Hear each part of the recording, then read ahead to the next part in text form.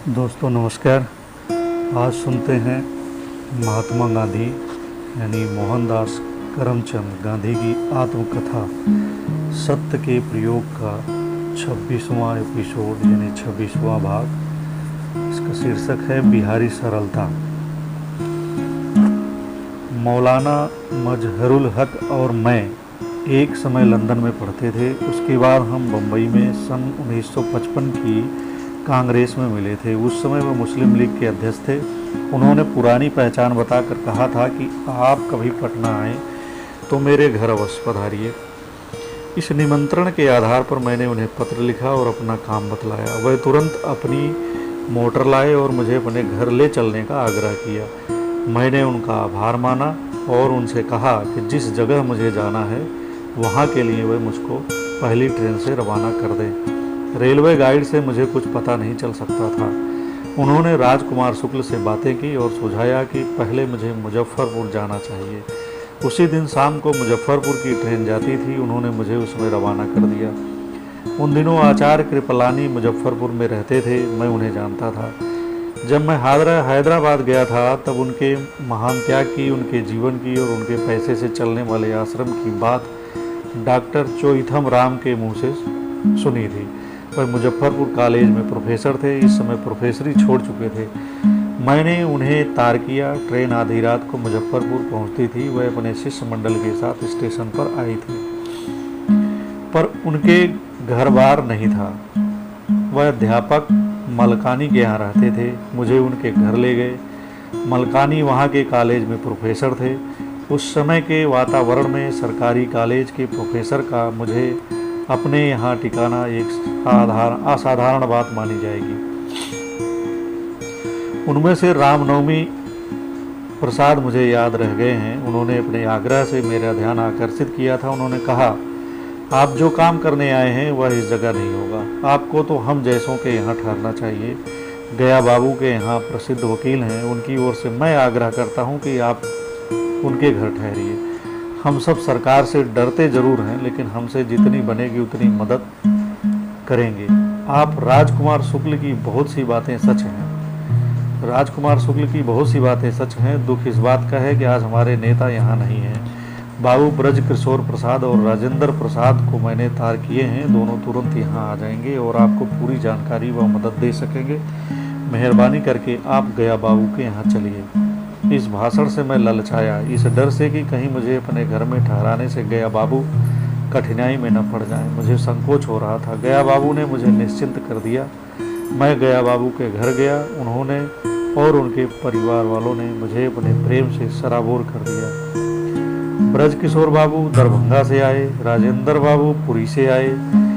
यहाँ जिन्होंने देखा वह लखनऊ वाले ब्रज किशोर प्रसाद नहीं थे। उनमें बिहारवासी की नम्रता, सादगी, भलमानसी, असाधारण श्रद्धा देखकर मेरा हृदय हर्ष से छलक उठा। ब्रज किशोर बाबू के प्रति बिहार के वकील मंडल का आदर भाव देखकर मुझे सानंद आश्चर्य हुआ। इस मंडल के और मेरे बीच जीवन भर की गांठ बंध गई। ब्रज किशोर बाबू ने मुझे सारी हकीकतों की जानकारी दी। वे गरीब किसानों के लिए मुकदमे लड़ते थे। ऐसे 2 मुकदमे चल रहे थे। इस तरह के मुकदमों की पैरवी करके वे थोड़ा व्यक्तित्व आश्वासन प्राप्त कर लिया करते थे। कभी कभी उसमें भी विफल हो जाते थे। इन भोले किसानों से फीस तो वे लेते ही थे। त्यागी होते हुए भी ब्रज किशोर बाबू अथवा राजेंद्र बाबू मेहनताना लेने में कभी संकोच नहीं करते थे। उनकी दलील यह थी कि पैसे के काम में मेहनताना न लें तो उनका खर्च न चले और वे लोगों की मदद भी न कर सकें। उनके मेहनताने के और बंगाल तथा बिहार के बैरिस्टरों को दिए जाने वाले मेहनताने के कल्पना में न आ सकने वाले आंकड़े सुनकर मेरा दम घुटने लगा। साहब को हमने ओपिनियन सम्मति के लिए 10,000 रुपये दिए। हजारों के सिवा तो मैंने बात ही न सुनी। इस मित्र मंडल ने इस विषय में मेरा मीठा उलाहना प्रेम पूर्वक सुन लिया। उसका उन्होंने गलत अर्थ नहीं लगाया। मैंने कहा, इन मुकदमों को पढ़ जाने के बाद मेरी राय तो यह बनी है कि अब हमें ये मुकदमे लड़ना ही बंद कर देना चाहिए। ऐसे मुकदमों से लाभ बहुत कम होता है। जहाँ रैयत इतनी कुचली गई है, जहाँ इस जहाँ सब इतने भयभीत रहते हैं, जहाँ कचहरियों की मार्फत थोड़ा ही इलाज हो सकता है, लोगों के लिए सच्ची दवा तो उनके डर को भगाना है। जब तक यह 3 कठिया प्रथा रद्द ना हो तब तक हम चैन से बैठ ही नहीं सकते।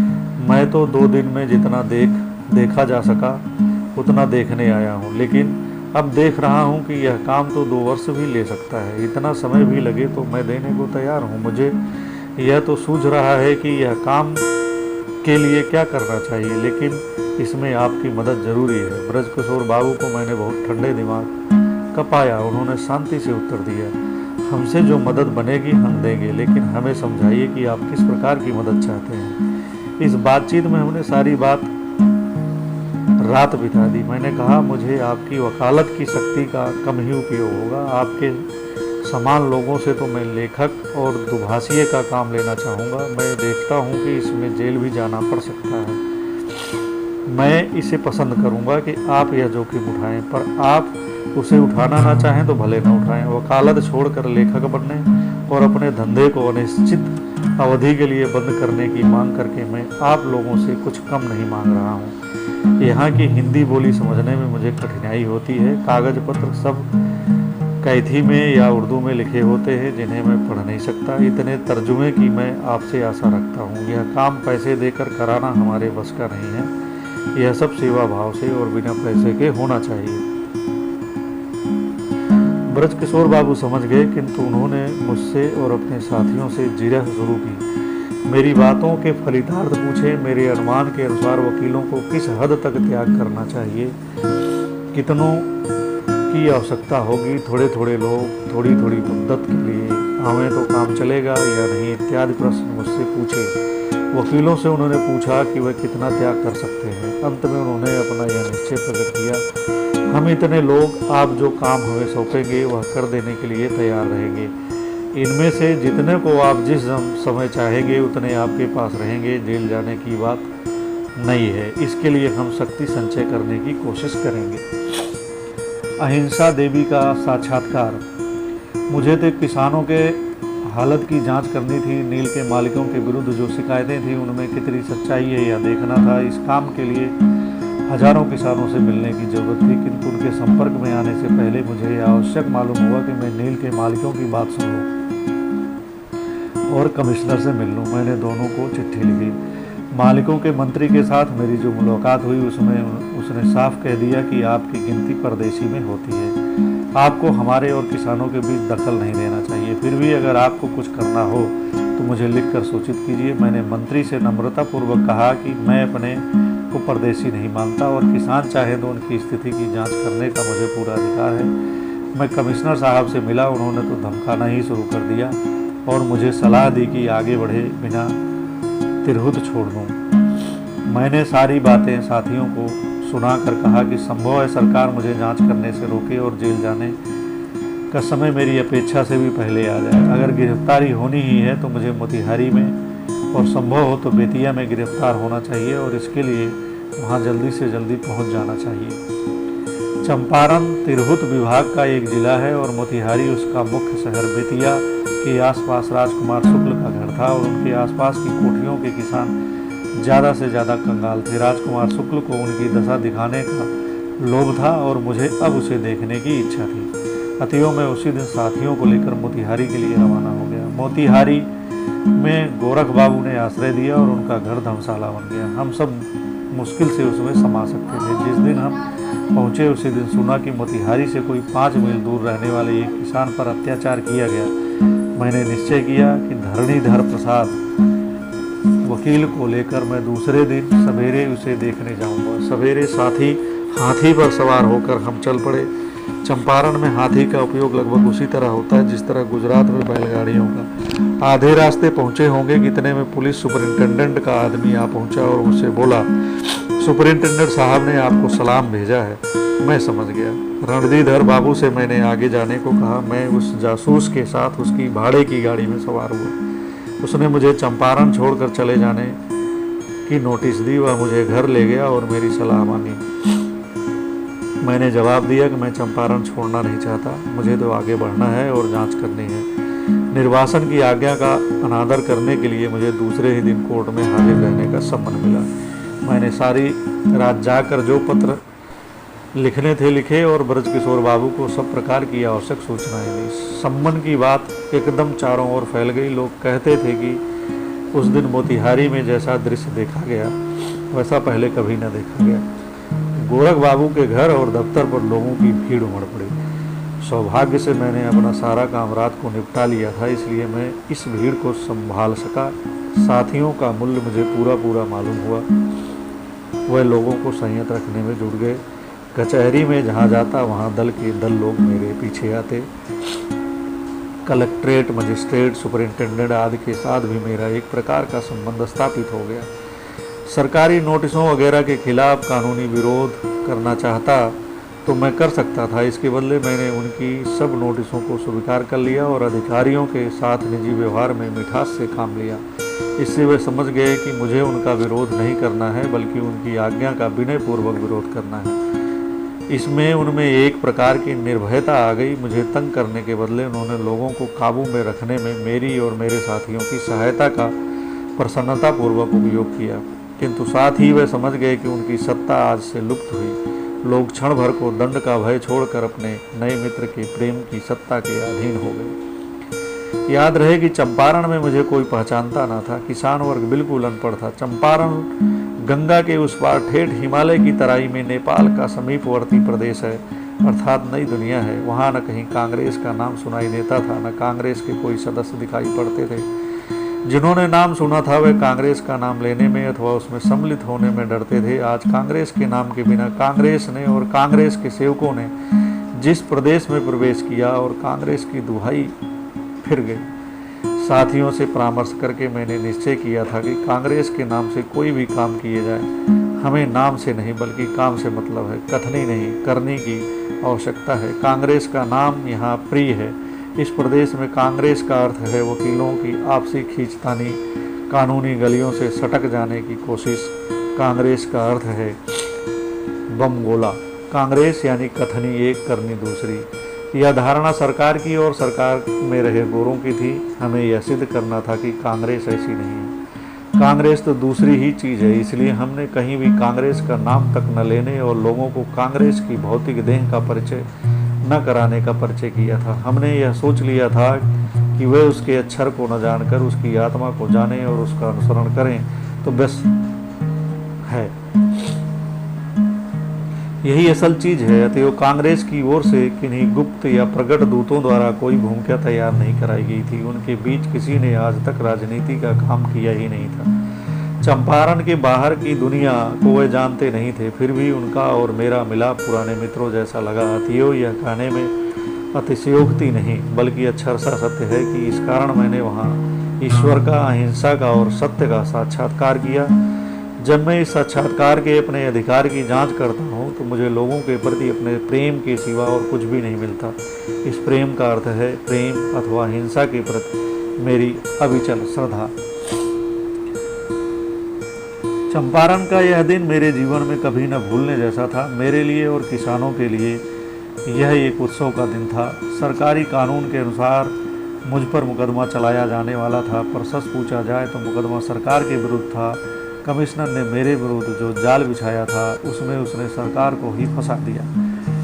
मुकदमा वापस लिया गया।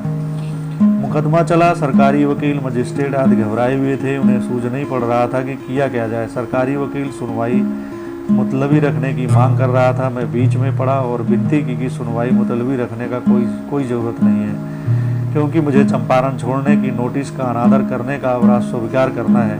यह कहकर मैं उस बहुत ही छोटे बयान को पढ़ गया जो मैंने तैयार किया था। वह इस प्रकार था। जाबता फौजदारी की दफ़ा 144 के अनुसार दी हुई आज्ञा का खुला अनादर करने का गंभीर कदम मुझे क्यों उठाना पड़ा, इस संबंध में मैं एक छोटा सा बयान अदालत की अनुमति से देना चाहता हूँ। मेरी नम्र सम्मति में यह प्रश्न अनादर का नहीं है बल्कि स्थानीय सरकार और मेरे बीच मतभेद का प्रश्न है। मैं इस प्रदेश में जनसेवा और देश सेवा के ही उद्देश्य से आया हूँ। नीलहे गोरे रैयत के साथ न्याय का व्यवहार नहीं करते, इस कारण उनकी मदद के लिए आने का प्रबल आग्रह मुझसे किया गया, इसलिए मुझे आना पड़ा है। समूचे प्रश्न का अध्ययन किए बिना मैं उनकी मदद किस प्रकार कर सकता हूँ, इसलिए मैं इस प्रश्न का अध्ययन करने आया हूँ कि संभव हो तो सरकार और निलहों की सहायता लेकर इसके अध्ययन करना चाहता हूँ। मेरे सामने कोई दूसरा उद्देश्य नहीं है और मैं यह नहीं मान सकता कि मेरे आने से लोगों की शांति भंग होगी और खून खराबा होगा। मेरा दावा है इस विषय का मुझे अच्छा खासा अनुभव है, पर सरकार का विचार इस संबंध में मुझसे भिन्न है। उसकी कठिनाई को मैं समझता हूँ और मैं यह भी स्वीकार करता हूँ कि उसे प्राप्त जानकारी पर ही विश्वास करना होता है। कानून का आदर करने वाले एक प्रजा जन के नाते तो मुझे जो आज्ञा दी गई है उसे स्वीकार करने की स्वाभाविक इच्छा होनी चाहिए और हुई थी, पर मुझे लगा कि वैसा करने में जिनके लिए मैं यहाँ आया हूँ उनके प्रति रहे अपने कर्तव्य की मैं हत्या करूँगा। मुझे ऐसा लगता है कि आज मैं उनकी सेवा उनके बीच रहकर ही कर सकता हूँ, इसलिए स्वेच्छा से चंपारण छोड़ना मेरे लिए संभव नहीं है। इस धर्म संकट के कारण मुझे चंपारण से हटाने की जिम्मेदारी मैं सरकार पर डाले बिना रह न सका। मैं इस बात को अच्छी तरह समझता हूँ कि हिंदुस्तान के लोग जीवन में मुझ जैसी प्रतिष्ठा रखने वाले आदमी को कोई कदम उठाकर उदाहरण प्रस्तुत करते समय बड़ी सावधानी रखनी चाहिए, पर मेरा दृढ़ विश्वास है कि आज जिस अटपटी परिस्थितियों में हम पड़े हुए हैं उसमें मेरे जैसी परिस्थितियों में फंसे हुए स्वाभिमानी मनुष्य के सामने इसके सिवा कोई दूसरा सुरक्षित और सम्मान युक्त मार्ग नहीं है कि आज्ञा का अनादर करके उसके बदले में जो दंड प्राप्त हो उसे चुपचाप सहन कर लिया जाए। आप मुझे जो सजा देना चाहते हैं उसे कम कराने की भावना से मैं यह बयान नहीं दे रहा हूँ। मुझे तो यही जता देना है कि आज्ञा का अनादर करने में मेरा उद्देश्य कानून द्वारा स्थापित सरकार का अपमान करना नहीं है, बल्कि मेरा हृदय जिस अधिक बड़े कानून को अर्थात अंतरात्मा की आवाज़ को स्वीकार करता है उसका अनुसरण करना ही मेरा उद्देश्य है।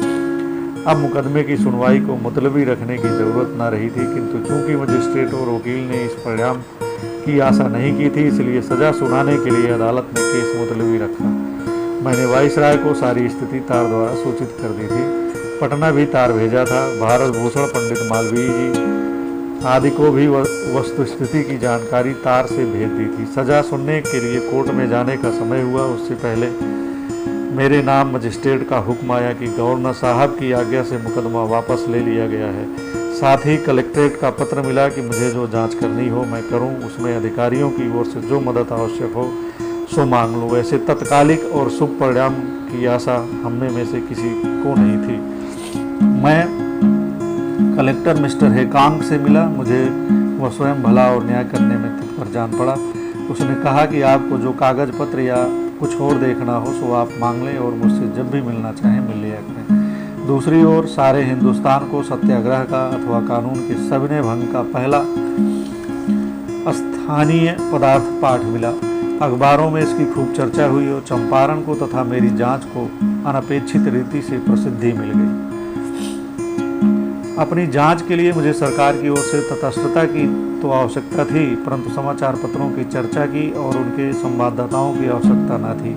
यही नहीं बल्कि उनकी आवश्यकता से अधिक टीकाओं से और जांच की लंबी चौड़ी रिपोर्टों से हानि होने का भय था। इसलिए मैंने खास अखबारों के संपादकों से प्रार्थना की थी कि वे रिपोर्टरों का भेजने में खर्च ना उठाएं। जितना छपाने की जरूरत होगी उतना मैं स्वयं भेजता रहूँगा और उन्हें खबर देता रहूँगा। मैं यह समझता था कि चंपारण के निलहे खूब चिढ़े हुए हैं। मैं यह भी समझता था कि अधिकारी भी मन में खुश ना होंगे।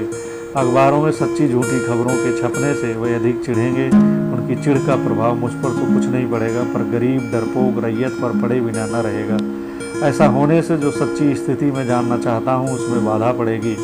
निलहों की तरफ से विषैला आंदोलन शुरू हो चुका था। उनकी ओर से अखबारों में मेरे और साथियों के बारे में खूब झूठा प्रचार हुआ, किंतु मेरे अत्यंत सावधान रहने से और बारीक से बारीक बातों में भी सत्य पर दृढ़ रहने की आदत के कारण उनके प्रयास व्यर्थ गए। निलहों ने ब्रजकिशोर बाबू की अनेक प्रकार से निंदा करने में जरा भी कसर नहीं रखी, पर ज्यों ज्यों वह उनकी निंदा करते गए त्यों त्यों ब्रजकिशोर बाबू की प्रतिष्ठा बढ़ती गई।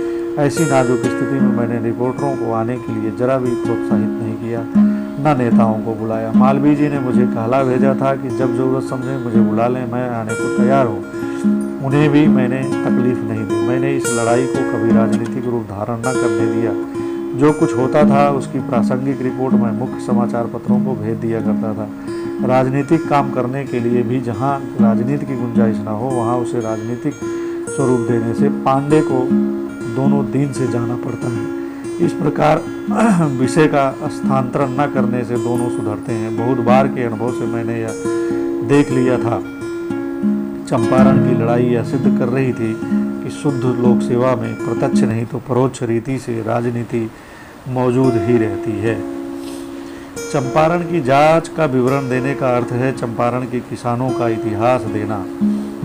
ऐसा विवरण इन प्रकरणों में नहीं दिया जा सकता। फिर चंपारण की जांच का अर्थ है अहिंसा और सत्य का एक बड़ा प्रयोग। इसके संबंध की जितनी बातें मुझे प्रति सप्ताह सूझती हैं उतनी देता रहता हूँ। उसका विशेष विवरण तो पाठकों को बाबू राजेंद्र प्रसाद द्वारा लिखित इस सत्याग्रह के इतिहास में और युग धर्म प्रेस द्वारा प्रकाशित उसके गुजराती अनुवाद में ही मिल सकता है। जब मैं इस प्रकरण के विषय पर आता हूँ, यदि गोरख बाबू के घर रहकर यह जांच चलाई जाती तो उन्हें अपना घर खाली करना पड़ता। मोतिहारी में भी लोग इतने निर्भय नहीं हुए थे कि मांगने पर कोई तुरंत अपना मकान किराए पर दे दे, किंतु चतुर ब्रज किशोर बाबू ने एक लंबे चौड़े अहाते वाले मकान किराए पर लिया और हम उसमें रहने गए। स्थिति ऐसी नहीं थी कि हम बिल्कुल बिना पैसे के अपना काम चला सकें। आज तक की प्रथा सार्वजनिक काम के लिए जनता से धन प्राप्त करने की नहीं थी। ब्रजकिशोर बाबू का मंडल मुख्यतः वकीलों का मंडल था। दिए हुए जरूरत पड़ने पर अपनी जेब से खर्च कर लेते थे और कुछ मित्रों से भी मांग लेते थे। उनकी भावना यह थी कि जो लोग स्वयं पैसे टके से सुखी हों वे लोगों से द्रव्य की भिक्षा क्यों मांगे। मेरा यह दृढ़ निश्चय था कि चंपारण रैयत से एक कौड़ी भी न ली जाए। यदि ली जाती तो उसके गलत अर्थ लगाए जाते। यह भी निश्चय था कि इस जांच के लिए हिंदुस्तान में सार्वजनिक चंदा न किया जाए। वैसा करने पर यह जांच राष्ट्रीय और राजनीतिक रूप धारण कर लेती। बम्बई से मित्रों ने 15,000 रुपये की मदद का तार भेजा। उनकी यह मदद सधन्यवाद अस्वीकार की गई। निश्चय यह हुआ कि ब्रजकिशोर बाबू का मंडल चंपारण के बाजार से, लेकिन बिहार के ही खुशहाल लोगों से जितनी मदद ले सके लें और कम पड़ने वाली रकम मैं डॉक्टर प्राणजी जीवनदास मेहता से प्राप्त कर लूँ। डॉक्टर मेहता ने लिखा कि जितने रुपयों की जरूरत हो मांगा लीजिए। अतएव द्रव्य के विषय में हम निश्चिंत हो गए। गरीबों से कम खर्च करते हुए लड़ाई चलानी थी। अतएव अधिक द्रव्य की आवश्यकता पड़ने की संभावना नहीं थी। असल में पड़ी भी नहीं। मेरा ख्याल है कि कुल मिलाकर 2 या 3 हज़ार से अधिक खर्च नहीं हुआ था। जो द्रव्य इकट्ठा किया गया था उसमें से 500 या 1,000 रुपये बच गए थे, ऐसा मुझे याद है। शुरू के दिनों में हमारी रहन सहन विचित्र थी और मेरे लिए वह रोज के विनोद का विषय बन गई थी। वकील मंडल में हर एक का अपना रसोइया था और हर एक के लिए अलग अलग रसोई बनती थी। वह रात 12 बजे तक भी भोजन करते थे। ये सब महाशय रहते तो अपने खर्च से ही थे, परंतु मेरे लिए उनकी यह रहन सहन उपाधि रूप थी। मेरे और मेरे साथियों के बीच इतनी मजबूत प्रेम गांठ बन गई थी कि हम में कभी गलतफहमी हो ही नहीं सकती थी।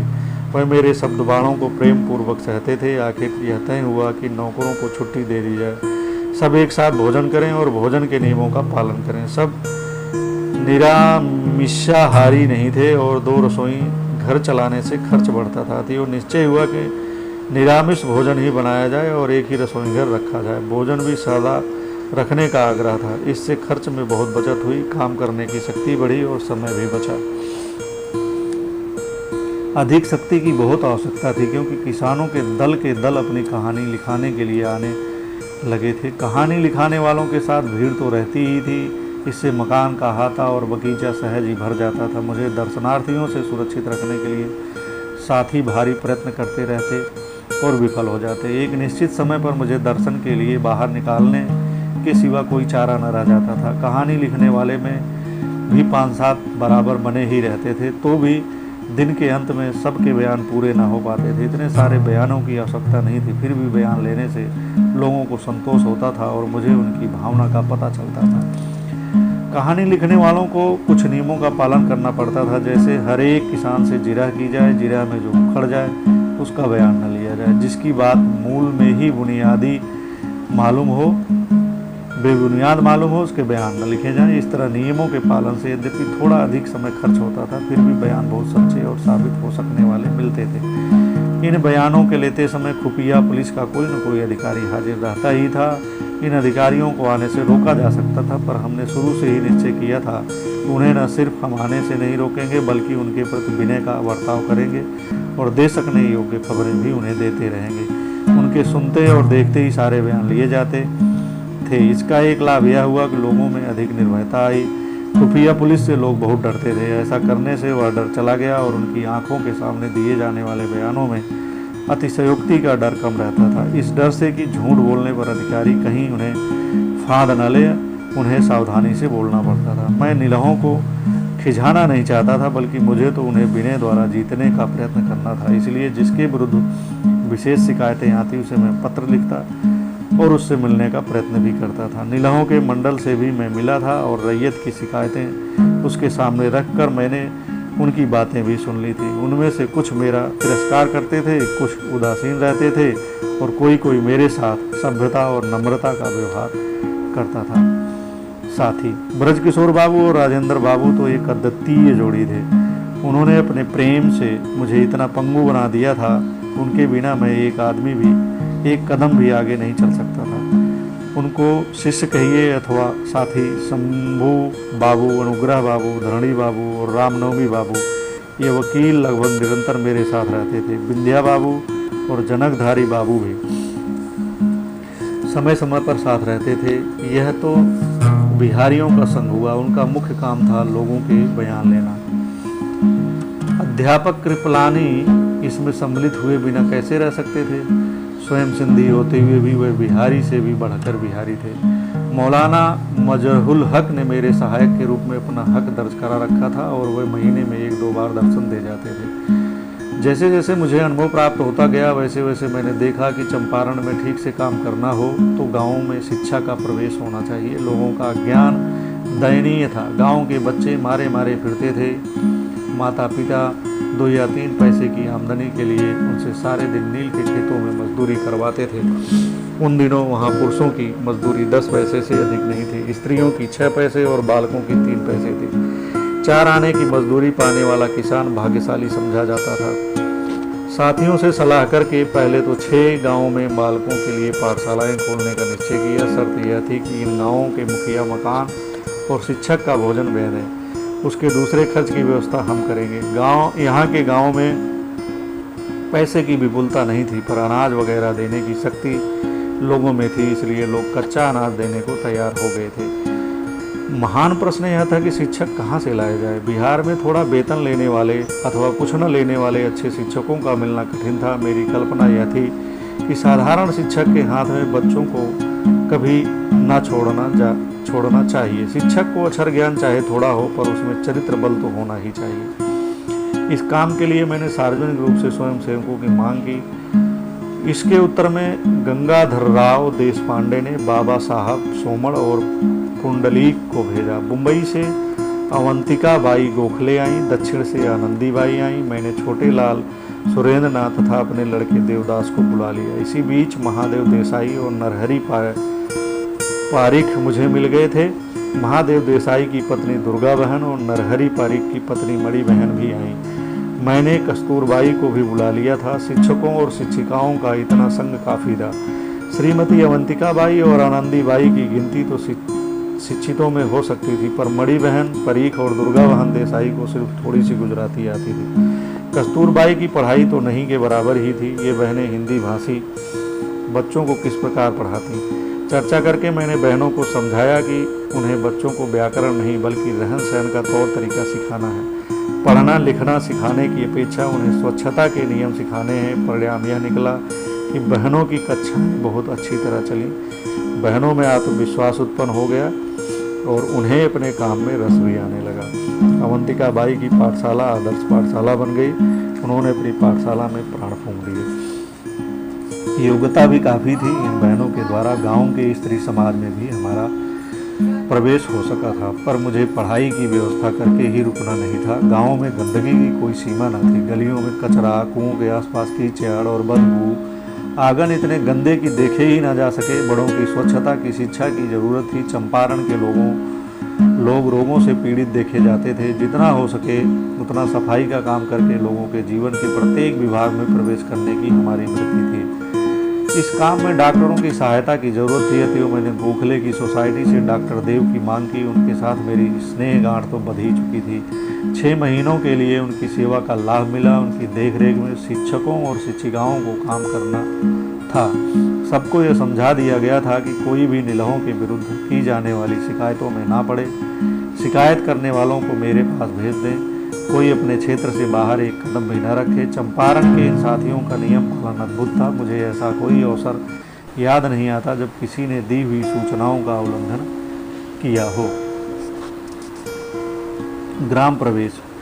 प्रायः प्रत्येक पाठशाला में एक पुरुष और एक स्त्री की व्यवस्था की गई थी।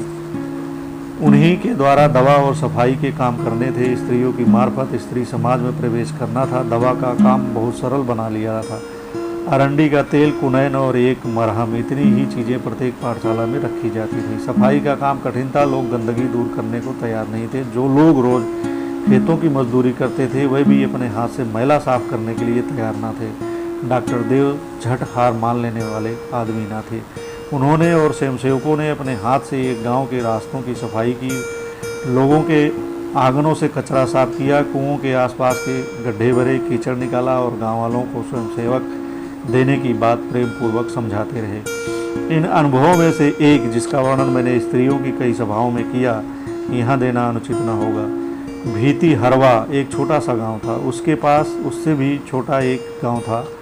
वहाँ कुछ बहनों के कपड़े बहुत मैले दिखाई दिए। इन बहनों को कपड़े बदलने के बारे में समझाने के लिए मैंने कस्तूरबाई से कहा। उसने उन बहनों से बात की। उनमें से एक बहन कस्तूरबाई को अपनी झोपड़ी में ले गई और बोली, आप देखिए, यहाँ कोई पेटी या अलमारी नहीं है कि इसमें कपड़े बंद हों। मेरे पास यही एक साड़ी है जो मैंने पहन रखी है, इसे मैं कैसे धो सकती हूँ? महात्मा जी से कहिए कि वे कपड़े दिलवाएं। उस दशा में मैं रोज नहाने और कपड़े बदलने को तैयार रहूँगी। हिंदुस्तान में ऐसे झोपड़े अपवाद स्वरूप नहीं है। असंख्य झोपड़ों में साज सामान, संदूक, पेटी, कपड़े लत्ते कुछ नहीं होते और असंख्य लोग केवल पहने हुए कपड़ों पर ही अपना निर्वाह करते हैं। एक दूसरा अनुभव भी बताने जैसा है। चंपारण में बांस या घास की कमी नहीं रहती। लोगों ने भीती हरवा में पाठशाला का जो छप्पर बनाया था वह बांस और घास का था। किसी ने उसे रात को जला दिया। संदेह तो आसपास के निलहों के आदमियों पर हुआ था। फिर से बांस और घास का मकान बनाना मुनासिब मालूम नहीं हुआ। यह पाठशाला श्री सोमण और कस्तूरबाई के जिम्मे थी। श्री सोमण ने ईंटों का पक्का मकान बनाने का निश्चय किया और उनके स्वपरिश्रम की छूत दूसरों को लगी, जिससे देखते देखते ईंटों का मकान बनकर तैयार हो गया और फिर से मकान के जल जाने का डर न रहा। इस प्रकार पाठशाला, सफाई और औषधोपचार के काम से लोगों में स्वयंसेवकों के प्रति विश्वास और आदर की वृद्धि हुई और उन पर अच्छा प्रभाव पड़ा। पर मुझे खेद के साथ कहना पड़ता है कि इस काम को स्थायी रूप देने का मेरा मनोरथ सफल न हो सका। जो स्वयंसेवक मिले थे वह एक निश्चित अवधि के लिए ही मिले थे। दूसरे नए स्वयंसेवकों के मिलने में कठिनाई हुई और बिहार से इस काम के लिए योग्य स्थायी सेवक न मिल सके। मुझे भी चंपा का काम पूरा होते होते दूसरा काम जो तैयार हो रहा था घसीट ले गया। इतने पर भी 6 महीनों तक हुए इस काम ने इतनी जड़ पकड़ ली कि एक नहीं तो दूसरे स्वरूप में उसका प्रभाव आज तक बना हुआ है। उजला पहलू। एक और समाज सेवा का वह काम हो रहा था जिसका वर्णन मैंने पिछले प्रकरणों में किया है, और दूसरी ओर लोगों के दुखों की कहानियां लिखने का काम उत्तरोत्तर बढ़ते पैमाने पर हो रहा था। हजारों लोगों की कहानियां लिखी गईं, उनका कोई असर न हो, यह कैसे संभव था? जैसे जैसे मेरे पड़ाव पर लोगों की आमद रफ्त बढ़ती गई, वैसे वैसे निलहों का क्रोध बढ़ता गया। उनकी ओर से मेरी जांच को बंद कराने के प्रयत्न बढ़ते गए। एक दिन मुझे बिहार सरकार का पत्र मिला। उसका आशय इस प्रकार था, आपकी जांच काफ़ी लंबे समय तक चल चुकी है और अब आपको उसे बंद करके बिहार छोड़ देना चाहिए। पत्र विनयपूर्वक लिखा गया था पर उसका अर्थ स्पष्ट था। मैंने लिखा कि जांच का काम तो भी देर तक चलेगा और समाप्त होने पर भी जब तक लोगों के दुख दूर न होंगे मेरा इरादा बिहार छोड़कर जाने का नहीं है। मेरी जांच बंद कराने के लिए सरकार के पास एक समुचित उपाय यही था कि वह लोगों की शिकायत को सच मानकर उन्हें दूर करे। गवर्नर सर एडवर्ड हेड ने मुझे बुलाया और कहा कि स्वयं एक जांच समिति नियुक्त करना चाहते हैं। उन्होंने मुझे उसका सदस्य बनाने के लिए आमंत्रित किया। समिति के दूसरे नाम देखने के बाद मैंने साथियों से सलाह की और इस शर्त के साथ सदस्य बनना कबूल किया कि मुझे अपने साथियों से सलाह मशवरा करने की स्वतंत्रता रहनी चाहिए और सरकार को यह समझ लेना चाहिए कि सदस्य बन जाने से मैं किसानों की हिमायत करना छोड़ न दूंगा तथा जांच पूरी हो जाने पर यदि मुझे संतोष न हुआ तो किसानों का मार्गदर्शन करने की अपनी स्वतंत्रता को मैं हाथ से जाने न दूंगा। सर एडवर्ड गेट ने इन शर्तों को उचित मानकर उन्हें मंजूर किया। स्वर्गीय सर टैक्सलाई समिति के अध्यक्ष नियुक्त किए गए थे। जांच समिति ने किसानों की सारी शिकायतों को सही ठहराया और निलहे गोरों से उनके जो रकम अनुचित रीति से वसूल की थी उसका कुछ अंश लौटाने और 3 कठिया के कानून को रद्द करने की सिफारिश की। इस रिपोर्ट के सांगोपांग तैयार होने और अंत में कानून के पास होने में सर एडवर्ड गेट का बहुत बड़ा हाथ था। यदि वे दृढ़ न रहे होते अथवा अपनी कुशलता का पूरा उपयोग न किया होता तो जो सरसम्मत रिपोर्ट तैयार हो सकी वह न हो पाती और आखिर में जो कानून पास हुआ वह भी न हो पाता। इस प्रकार 100 साल से चले आने वाले 3 कठिया कानून के रद्द होते ही निलहे गोरों के राज्य का अस्त हुआ। जनता को जो समुदाय बराबर दबा ही रहता था उसे अपनी शक्ति का कुछ भान हुआ और लोगों को यह वहम दूर हुआ कि नील का दाग धोए धुल ही नहीं सकता। मैं तो चाहता था कि चंपारण में शुरू किए गए रचनात्मक काम को जारी रखकर लोगों में कुछ वर्षों तक काम करूं, अधिक पाठशालाएं खोलूं और अधिक गांवों में प्रवेश करूं। क्षेत्र तैयार था पर ईश्वर ने मेरे मनोरथ प्राय पूरे होने ही नहीं दिए। मैंने सोचा कुछ था और दैव मुझे घसीट ले गया एक दूसरे काम में। मजदूरों के संपर्क में चंपारण में भी मैं समिति के काम को समेट ही रहा था। कितने में खेड़ा से मोहन लाल पंड्या और शंकर लाल पारिक का पत्र आया कि खेड़ा जिले में फसल नष्ट हो गई है और लगान माफ़ कराने की ज़रूरत है। उन्होंने आग्रहपूर्वक लिखा कि मैं वहां पहुंचूं और लोगों की रहनुमाई करूं। मौके पर जांच किए बिना कोई सलाह देने की मेरी इच्छा नहीं थी, न मुझे में वैसी शक्ति या हिम्मत ही थी। दूसरी ओर से श्री अनुसुईया बाई का पत्र उनके मजदूर संघ के बारे में आया था।